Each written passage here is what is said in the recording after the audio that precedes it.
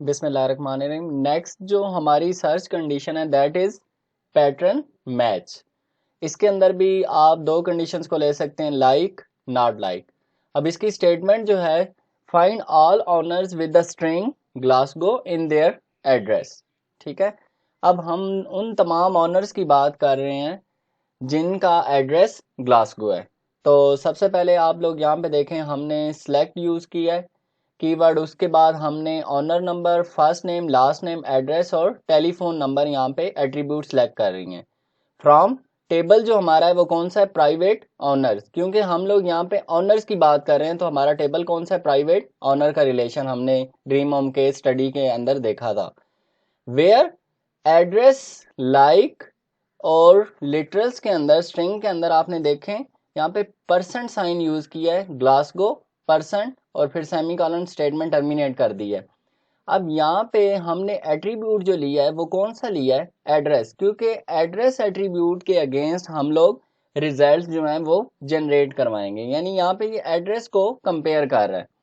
तो अब एक चीज़ यहाँ पे देखने वाली ये है कि ग्लासगो से पहले भी परसेंट लिया गया और ग्लासगो के बाद भी परसेंट लिया गया। इसका मतलब ये है कि ऐसा एड्रेस जिसमें ग्लासगो वर्ड तो है लेकिन ग्लासगो से पहले कुछ और भी एड्रेस लिखा हुआ हो सकता है, कि ऐसा लिखा हो कि स्ट्रीट 6 या हाउस नंबर 7, तो वो ग्लासगो से पहले भी आ सकता है, तो वो तमाम करेक्टर्स वो इसमें शो करवा देगा। इसी तरह ग्लासगो के बाद परसेंट का साइन है, तो जिस तरह हम लोग देखते हैं कि ग्लासगो के बाद लिखा होगा G42 या पार्क 12 या ये चीज़ें, तो यहाँ पे भी क्या होगा कि ग्लासगो से पहले भी जितने करेक्टर्स हैं वो भी एड्रेस में शो करवा देगा और ग्लासगो के बाद भी जितने करेक्टर्स हैं वो भी आपको शो करवा देगा। तो परसेंट साइन इसलिए यूज किया जाता है। ठीक है जी, अब आप लोग आउटपुट देख सकते हैं।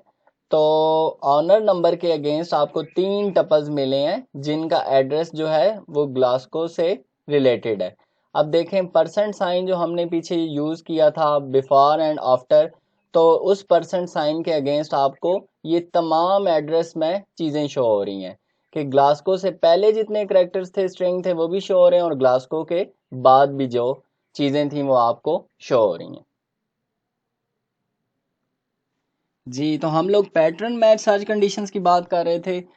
तो इसमें एसक्यूएल के थ्रू जब हम पैटर्न मैच कंडीशन सिंबल्स की बात करेंगे तो दो इम्पॉर्टेंट सिंबल्स जो यहाँ पे यूज़ होते हैं वो एक परसेंट यूज़ होता है और दूसरा अंडरस्कोर यूज़ होता है। अब जब आप परसेंट की बात करते हैं एसक्यूएल के अंदर पैटर्न मैच कंडीशन में, तो परसेंट जो है एनी सीक्वेंस ऑफ 0 और मोर करेक्टर्स। तो परसेंट क्या कर रहा है, परसेंट ये शो करवा रहा है कि अगर कोई करेक्टर नहीं है या बहुत सारे करेक्टर्स हैं तो तब आप यहाँ पे परसेंट का साइन यूज करेंगे। इसी तरह जो सेकंड आपका है वो अंडरस्कोर का है कि अगर आप सिंपल किसी सिंगल करेक्टर की बात कर रहे हैं तो फिर हम लोग क्या यूज करेंगे, अंडरस्कोर यूज करेंगे। नेक्स्ट अब एक एग्जांपल लेते हैं। यहाँ पे देखें लिखा हुआ है एड्रेस लाइक H%। इसका क्या मतलब है, मीन्स आपका जो फर्स्ट करेक्टर होगा वो must be H। First character जो है वो H होना चाहिए। नेक्स्ट आपका क्या है, परसेंट। लेकिन जो H के बाद कोई भी करेक्टर आ सकता है। परसेंट का मतलब क्या है कि रेस्ट ऑफ जितने स्ट्रिंग में कोई भी करेक्टर है वो आ सकता है, वो जरूरी नहीं है कि वो बाकी भी H होंगे। फर्स्ट करेक्टर H होगा लेकिन परसेंट के against rest of the string can be anything. ठीक है, नेक्स्ट देखें, यहां पे डिफाइन किया गया address like H and with 3 underscore. इसका क्या मतलब है कि यहां पे आपके पास स्ट्रिंग में सिर्फ 4 करेक्टर्स आ सकते हैं। ठीक है, 4 करेक्टर्स आ सकते हैं, लेकिन इसमें भी ये है कि जो आपका फर्स्ट करेक्टर है that must be an H। First character आपका H होगा, बाकी 3 करेक्टर्स आपके कुछ भी हो सकते हैं। नेक्स्ट स्टेटमेंट आप देखें, इसमें वही जो हमने अभी लास्ट स्टेटमेंट में डिफाइन की थी, like percent Glasgow percent means a sequence of characters of any length containing Glasgow. क्या मतलब है कि ग्लासको तो आपको शो हो गई होगा, लेकिन इसमें आपको सीक्वेंस ऑफ कैरेक्टर शो होंगे कि ग्लासको से पहले कितने कैरेक्टर्स लिए गए हैं और ग्लासको के बाद कितने कैरेक्टर्स हैं, वो तमाम आपको इस स्टेटमेंट, इस एक्सप्रेशन, इस सर्च कंडीशन के थ्रू शो होंगे। इसी पैटर्न मैच सर्च कंडीशन को हम लोग फर्दर कंटिन्यू करते हैं। अब इसमें एक देखें, एक एग्जांपल ली गई है, to check for the string 15% we can use the predicate like 15 hash percent escape hash. तो अब देखें यहाँ पे हैश का सिंबल भी यूज हो गया है। तो अब इस पॉइंट को मैं एक्सप्लेन करने जा रहा हूं, सब लोग जरा गौर से सुने। बाज़ औक़ात ये भी हो सकता है कि आपकी स्ट्रिंग के अंदर परसेंट मौजूद था। तो अब क्या होगा, अब फर्ज करें कि हमारे डेटा के अंदर 15% या 20% का ये सिनेरियो था। तो अगर अब ये सिचुएशन आ जाए जहां पर आपके स्पेशल कैरेक्टर जो हैं खुद एज अ डेटा आ जाए, तो हम क्या कर सकते हैं, हम एस्केप कैरेक्टर का इस्तेमाल कर सकते हैं। तो फर्ज करें हमने डेटा में से 15% निकालना होता, तो हम 15 उसके बाद हैश साइन, ठीक है, और हम रिप्लेस कर रहे हैं इस परसेंट को हैश साइन से, ताकि हम अपने डेटाबेस मैनेजमेंट सिस्टम को बता सकें कि ये हैश जो है ये आम चीज नहीं है, ये करैक्टर के तौर पर यहाँ पे यूज हो रहा है। ठीक है, तो अब आपको ये चीज क्लियर होगी। तो नीचे देखें, जब हम रिलेशनल डेटाबेस मैनेजमेंट सिस्टम की बात करते हैं, लाइक हम माइक्रोसॉफ्ट एक्सेस की बात कर रहे हैं, तो माइक्रोसॉफ्ट एक्सेस में instead of percent and underscore हम लोग क्या यूज करते हैं, स्टेरिक एंड क्वेश्चन मार्क। ठीक है, और इनको वाइल्ड कार्ड कैरेक्टर्स बोला जाता है। उसमें आप लोग स्टेरिक और क्वेश्चन मार्क, लेकिन जरूरी नहीं है। ठीक है, हम लोग डायलैक्ट्स की बात कर रहे थे, तो ऐसा जरूरी नहीं है कि हर रिलेशनल डेटाबेस सिस्टम के अंदर स्टेरिक और क्वेश्चन मार्क यूज हो। कुछ ऐसे भी रिलेशनल डेटाबेस मैनेजमेंट सिस्टम है जहां पे परसेंट साइन और अंडरस्कोर साइन ही यूज होगा। नेक्स्ट जो हमारी सर्च कंडीशन है दैट इज नल, और नल के अंदर भी हम दो चीजें ले रहे हैं, इज नल और इज नॉट नल। तो स्टेटमेंट जो हमारी है, list the details of all viewing on property PG4 where a comment has not been supplied. आप देख सकते हैं कि हमें प्रॉपर्टी PG4 के बारे में इंफॉर्मेशन चाहिए और जहां पे कमेंट सप्लाई नहीं किया गया। ठीक है, तो आप देखें यहाँ पे हमने सिलेक्ट के साथ दो एट्रीब्यूट्स लिए हैं, client number, view date from viewing relation. ठीक है, यहाँ पे देखें क्योंकि व्यूइंग्स की बात हो रही है, where property number equals to PG4 and comment is null. ठीक है, तो यहाँ पे आप देखें एंड की कंडीशन आ गई है, एंड कीवर्ड यूज हो गया है। तो ये दोनों कंडीशन जो है आपकी सेटिस्फाई होनी चाहिए। आप देख सकते हैं कि एक ऐसी फील्ड है जिसका प्रॉपर्टी नंबर PG4 के व्यूइंग के अंदर से जिसका कमेंट जो है वो नल है। ठीक है, इसी तरह अगर हम निगेटेड वर्जन की बात करें तो उसके अंदर हम इज नॉट नल अप्लाई कर लेंगे जी। तो इस स्टेटमेंट के अगेंस्ट जो आपका रिजल्ट प्रोड्यूस हुआ है वो ये है, that is client number CR56 और व्यू डेट 26 मई 2004। ठीक है, तो ये ऐसा रिकॉर्ड है जहां पे हमारा जो कमेंट है वो सप्लाई नहीं किया गया। Next is sorting results order by clause. ठीक है, in general the rows of an SQL query result table are not arranged in any particular order। हमने ये देखा था कि जो हमारे रिजल्ट प्रोड्यूस हो रहे थे वो किसी पर्टिकुलर ऑर्डर के अंदर नहीं थे, सीक्वेंस में नहीं थे। ठीक है, तो अब हम लोग यहाँ पे क्या है, सॉर्टिंग परफॉर्म करने जा रहे हैं। although some database management system may use a default ordering based for example on a primary key। बास डेटाबेस मैनेजमेंट सिस्टम में बाय डिफॉल्ट क्या हमारी प्राइमरी की सेट होती है, तो प्राइमरी की जो होती है वो बाय डिफॉल्ट क्या है, वो सॉर्टिंग के थ्रू ही चल रही होती है। We can use order by class to sort query results. ठीक है, तो हम अगर इस रिजल्ट्स को मतलब असेंडिंग या डिसेंडिंग में शो करवाना चाहते हैं तो फिर हमने क्या यूज़ करना है यहाँ पे, ऑर्डर बाय क्लास। असेंडिंग के लिए जो हम लोग यूज़ करते हैं सॉर्टिंग में वो है ASC, और डिसेंडिंग के लिए DESC ऑर्डर यूज़ करेंगे एट्रीब्यूट के अगेंस्ट, ठीक है। इसी तरह हम लोग जो असेंडिंग और डिसेंडिंग परफॉर्म करेंगे वो सिंगल कॉलम के ऊपर भी हम लोग परफॉर्म कर सकते हैं और मल्टीपल कॉलम्स के ऊपर भी परफॉर्म कर सकते हैं। लास्ट पॉइंट जो है आपका ये वाला, इसमें ये बताया गया है कि सिलेक्ट स्टेटमेंट का हमने जनरल फॉर्म देखा था, तो इसमें ऑर्डर बाय क्लास जो है सबसे आखिर में आ रहा है, और प्रोसेसिंग में भी हमने देखा था कि ऑर्डर बाय क्लास सबसे आखिर में प्रोसेस किया जाएगा। एक और बात आप लोग याद रख लें कि ऑर्डर बाय हमेशा आखिर में आता है, यानी वेयर के बाद ऑर्डर बाय आएगा। इसी तरह हमने ग्रुपिंग की बात की थी, ग्रुप बाय के बाद ऑर्डर बाय आएगा, ठीक है। तो ये चीज़ आप लोग मेक श्योर कर लें। हाँ जी, हम सिंगल कॉलम के अगेंस्ट ऑर्डरिंग कर रहे हैं, list salaries for all staff arrange in descending order of salary, ठीक है। तो इसमें हम लोग डिसेंडिंग ऑर्डर की बात कर रहे हैं। तो सब लोग देखें, सिलेक्ट के साथ हमने ये 4 एट्रीब्यूट्स ले लिए हैं from staff relation. Order by हमने यूज़ किया है क्लास, सैलरी एट्रीब्यूट सेलेक्ट किया है, और यहाँ पे आपने जो ऑर्डरिंग की है वो क्या है, डिसेंडिंग ऑर्डर में की है। यानी जो आपका रिजल्ट आएगा वो इस तरह आएगा कि सबसे जो बड़ी वैल्यू है वो सबसे ऊपर शो हो रही होगी, फिर उससे छोटी, फिर उससे छोटी, और लास्ट में सबसे जो आपकी छोटी वैल्यू होगी वो शो होगी। जी, तो उस स्टेटमेंट के अगेंस्ट जो आपको रिजल्ट प्रोड्यूस हुआ है वो देखें आप लोग।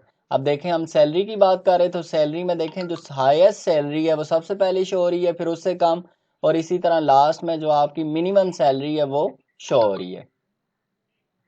और एक बात मैं आपको और बताता चलूं, अगर हम लोगों ने यहाँ पे जस्ट ऑर्डर बाय सैलरी लिख दिया है और डिसेंडिंग नहीं लिखा, कुछ भी नहीं लिखा, तो बाय डिफॉल्ट वो यहाँ पे क्या ले लेता है, असेंडिंग।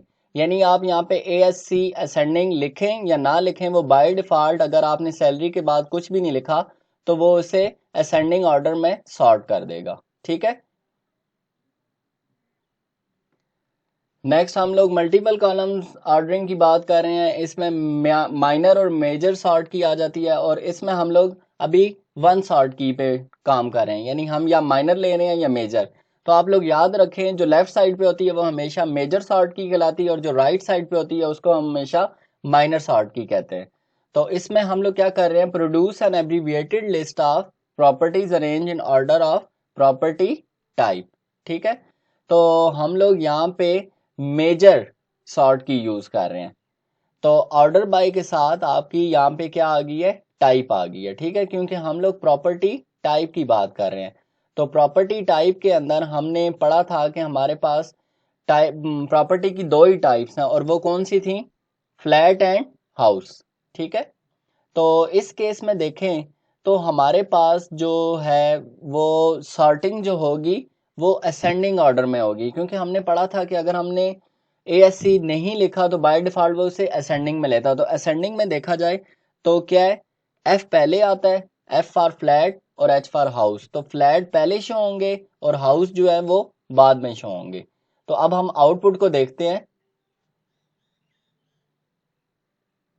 जी, तो अब आप लोग ये देखें, ये हमारे प्रॉपर्टी नंबर हैं जिसके अगेंस्ट हमने टाइप की बेसिस पे फंक्शन परफॉर्म किया है। तो फ्लैट हमारे पहले शो हो रहे हैं और हाउस बाद में शो हो रहे हैं।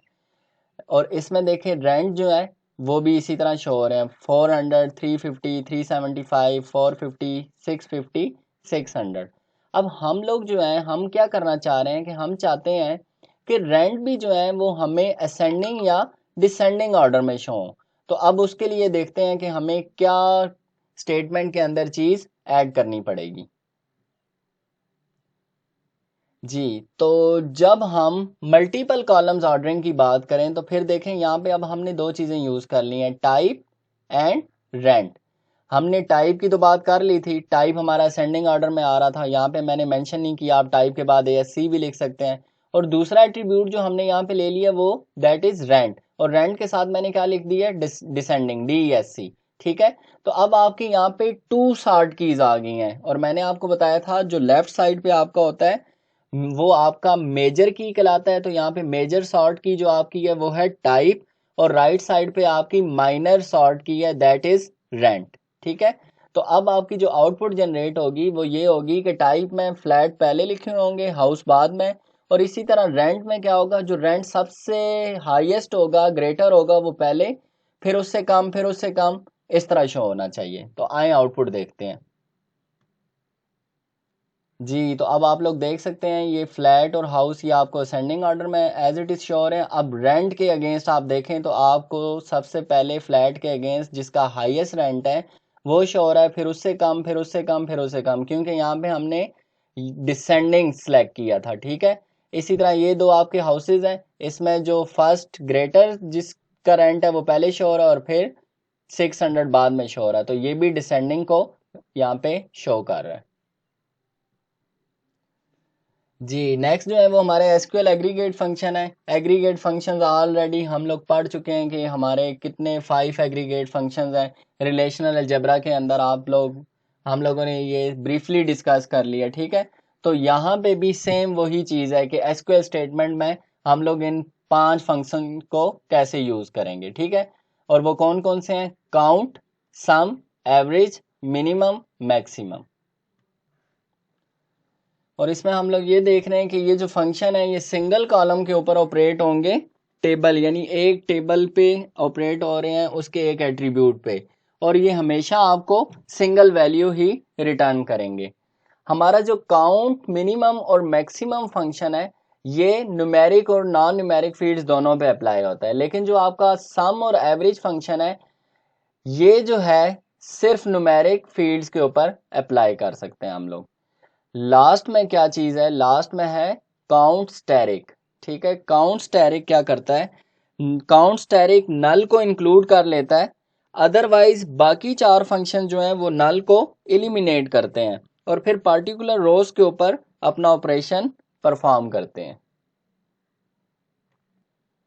नेक्स्ट पॉइंट आप देखें, काउंट स्टैरिक ये बताया हुआ है कि स्पेशल यूज ऑफ काउंट है which counts all the rows of a table regardless of whether nulls or duplicate values occur। ठीक है, तो ये नल को भी इंक्लूड करता है और डुप्लीकेट वैल्यूज जो आती हैं उसको भी ये इंक्लूड कर लेता है। नेक्स्ट जो लिखा हुआ है उसमें ये लिखा हुआ है कि अगर हम लोग डुप्लीकेट्स वैल्यू को एलिमिनेट करना चाह रहे हैं तो उसके लिए हम लोग जो कीवर्ड यूज करेंगे वो डिस्टिंक्ट कीवर्ड यूज करेंगे फंक्शन से पहले कॉलम नेम के अंदर। नेक्स्ट स्लाइड में ये बताया गया है कि जो डिस्टिंक्ट आपका कीवर्ड है वो मिनिमम और मैक्सिमम फंक्शंस के ऊपर कोई इफेक्ट नहीं डालता, लेकिन सम और एवरेज का फंक्शन जब आप यूज करेंगे तो उसके ऊपर ये इफेक्ट करता है। और लास्ट में ये बताया गया है कि डिस्टिंक्ट जो है आप स्टेटमेंट के अंदर, क्यूरी के अंदर एक ही दफा यूज कर सकते हैं। और फर्स्ट पॉइंट में ये बताया गया है कि कीवर्ड ऑल हम लोग उस वक्त स्पेसिफाई करते हैं जब हम कोई भी डुप्लीकेट वैल्यूज को एलिमिनेट नहीं करना चाहते, तो although all is assumed if nothing is specified। Next जो बहुत इंपॉर्टेंट पॉइंट है वो ये है कि एग्रीगेट फंक्शंस में सिर्फ 2 ही चीज़ें यूज़ कर सकते हैं आप, that is select list and having class. Having class को अभी हमने डिस्कस नहीं किया, नेक्स्ट लेक्चर में हम लोग इसे भी डिटेल में पढ़ेंगे। और इसमें बस यही बताया गया कि आप इन 2 चीज़ों को यहाँ पे यूज़ कर सकते हैं, otherwise it is incorrect to use it elsewhere. ठीक है, इसके अलावा आप बीच में कोई और चीज़ इसमें ऐड नहीं करवा सकते। हाँ जी, यहाँ पे ग्रुप बाय क्लास की बात हो रही है, तो आप इस एग्जाम्पल को देखें, यहाँ पे select staff number comma count salary from staff. ठीक है, तो यहाँ पे ग्रुप बाय क्लास यूज नहीं हुआ, तो कोई भी इंडिविजुअल एट्रीब्यूट का नाम यहाँ इस्तेमाल नहीं हो सकता। ठीक है, तो देखें यहाँ पे इंडिविजुअल एट्रीब्यूट हमने ले लिए, स्टाफ नंबर ले लिया है, सैलरी ले लिया, ठीक है, लेकिन यहाँ पे हमने ग्रुप बाय क्लास यूज ही नहीं किया, तो आपकी ये जो स्टेटमेंट है, ये क्यूरी जो है यहाँ पे इलीगल है। तो इसको लीगल करने के लिए आप लोग क्या करेंगे, ग्रुप बाय क्लॉज यूज करेंगे, फिर आप इंडिविजुअल एट्रीब्यूट का नाम यहाँ पे इस्तेमाल कर सकते हैं। जी, काउंट स्टैरिक की एग्जांपल ली गई है यहाँ पे। काउंट स्टैरिक हमने ऑलरेडी पीछे भी पढ़ा था कि वो नल को क्या करता है, इंक्लूड करता है। तो स्टेटमेंट जो है यहाँ पे वो क्या है, how many properties cost more than 350 pound per month to rent. ठीक है, तो सबसे पहले हमने ऊपर select count static as class my count, ठीक है। फ्रॉम प्रॉपर्टी फॉर रेंट का टेबल हमने ले लिया वेयर। देखें यहाँ पे हमने कंडीशन जो अप्लाई करनी है वो किसके ऊपर करनी है, मंथ टू रेंट के ऊपर। तो रेंट की जो रेंट हमने एट्रीब्यूट ले लिया और कंडीशन हमारी क्या थी कि 350 पाउंड होनी चाहिए। तो यहाँ पे रेंट ग्रेटर देन 350 पाउंड। तो जब हम लोग काउंट करेंगे तो हमारा काउंट माई काउंट जो है यहाँ पे एज के साथ आपने माई काउंट यूज किया है, तो रिजल्ट में माई काउंट के अगेंस्ट आपको कितने रिकॉर्ड मिल रहे हैं, 5 रिकॉर्ड शो होंगे जिनका रेंट जो है 350 पाउंड से ज्यादा है। Use of count distinct keyword हमने पढ़ा था कि ये डुप्लीकेट वैल्यूज को एलिमिनेट करता है। तो स्टेटमेंट क्या है, how many different properties were viewed in May 2004। तो यहाँ पे हमने क्या कर दिया, select count distinct keyword property number attribute ले लिया as my count from viewing relation where view date between 1 May 2004 and 31 May 2004। तो अब आप देख रहे हैं कि हमने यहाँ पे कंडीशन लगा दी है कि हमारी जो रेंज है वो क्या है, मई 2004 की बात हो रही है। तो रेंज में बिटवीन यूज करके आपने क्या किया है कि मई का जो मंथ है वो 1 से स्टार्ट होता है और 31 तक जाता है। तो यहाँ पे ये कंडीशन यूज हुई है, तो इसके अगेंस्ट जो आपको आउटपुट जनरेट हुई है दैट इज माई काउंट में 2। रिकॉर्ड में 3 माई काउंट आना चाहिए था, लेकिन क्योंकि 2 वैल्यूज डुप्लीकेट थी तो एक को उसने एलिमिनेट कर दिया, तो 3 - 1 आपका रिकॉर्ड में क्या शो हो रहा है, 2। ठीक है। अब यहाँ पे हम count and sum aggregate functions की बात कर रहे हैं। Find the total number of managers and the sum of their salaries, ठीक है। तो यहाँ पे सबसे पहले हमने काउंट के अगेंस्ट स्टाफ नंबर एट्रीब्यूट ले लिया एज माई काउंट, सम के against salary as my sum from staff relation where position equals to manager. तो हमारा माई काउंट का एट्रीब्यूट आ रहा है फील्ड नेम और दूसरा हमारा माई सम। तो कितने मैनेजर्स यहाँ पे उसने काउंट किए हैं कि 2 मैनेजर्स हैं और उनकी सैलरी का जो सम है वो क्या है 54,000। इसी तरह नेक्स्ट स्लाइड में जो हमारी एग्जांपल 5.16 है उसमें minimum maximum average aggregate function लिए गए हैं। उसमें सेम वही चीज़ की गई है, सैलरी एट्रीब्यूट को सिलेक्ट किया गया है एज क्लास के थ्रू माई मिन माई मैक्स माई एवरेज। तो आपके आउटपुट में ये आएंगे और मिनिमम जो सैलरी है वो 9,000 है, मैक्सिमम सैलरी 30,000 है और जो एवरेज सैलरी है वो है 17,000 from staff relation. Hope so आज का लेक्चर आप लोगों को क्लियर हो गया होगा। जितनी चीज़ें हमने की वो आपको ईज़िली आपने अंडरस्टैंड कर ली होंगी। तो नेक्स्ट क्लास में जो हम लोग कंटेंट्स डिस्कस करेंगे वो ये हैं। फर्स्ट जो है वो है grouping through group by class, फिर हम रिस्ट्रिक्टेड ग्रुपिंग्स पे बात करेंगे, फिर हम सब क्यूरीज को देखेंगे और आखिर में हम मल्टी टेबल क्यूरीज को डिफाइन करेंगे। तो इसके साथ आज का लेक्चर ख़त्म होता है। ओके जी, अल्लाह हाफिज़, स्टे ब्लेस्ड।